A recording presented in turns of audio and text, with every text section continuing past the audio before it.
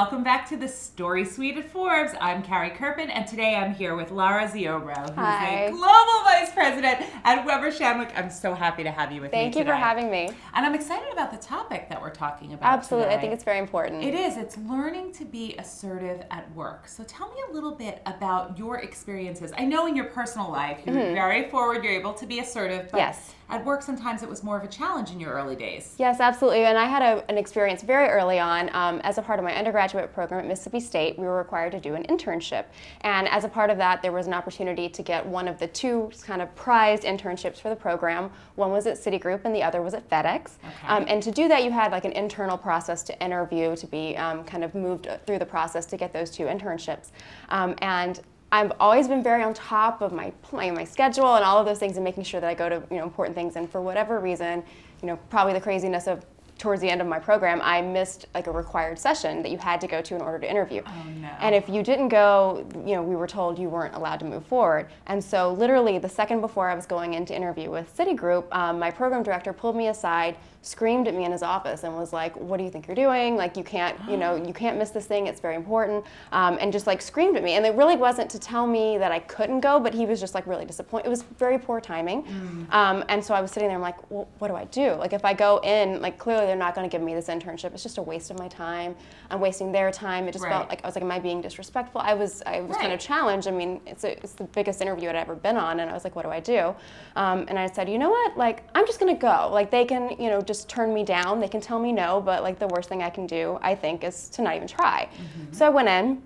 And it was a very senior gentleman from Citi, and he looked at me and he was like, "Oh, like I don't think we've met before." Kind of hinting at, "I don't think you went to the info session that you were supposed to have gone to."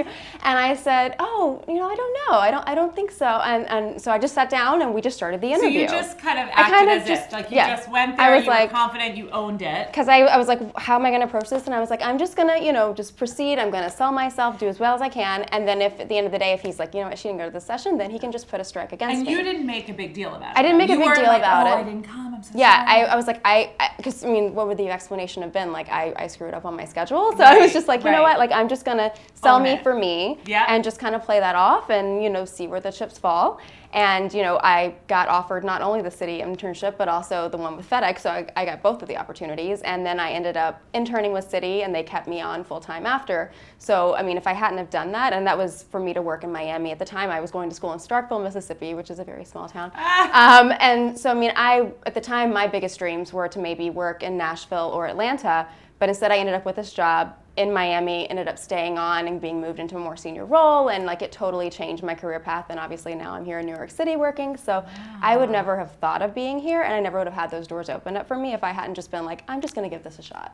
And actually, when you were an intern, you also had a little bit of a need to be assertive in getting time with your manager, right? Tell me a little bit about that. So when I started my internship, it was funny. My manager, who I was going to be working with, actually was on vacation, and I had actually never even spoken with her. I'd interviewed with someone else, and I'd heard all these great things about her, that she was kind of known to be the encyclopedia for the office. Like, she'd been there for so long, and everybody trusted her with so much that she just knew all of this stuff. So I was like, this is amazing. I'm going to be working with someone who has all of this like longevity with the firm, and like I can learn so much from her.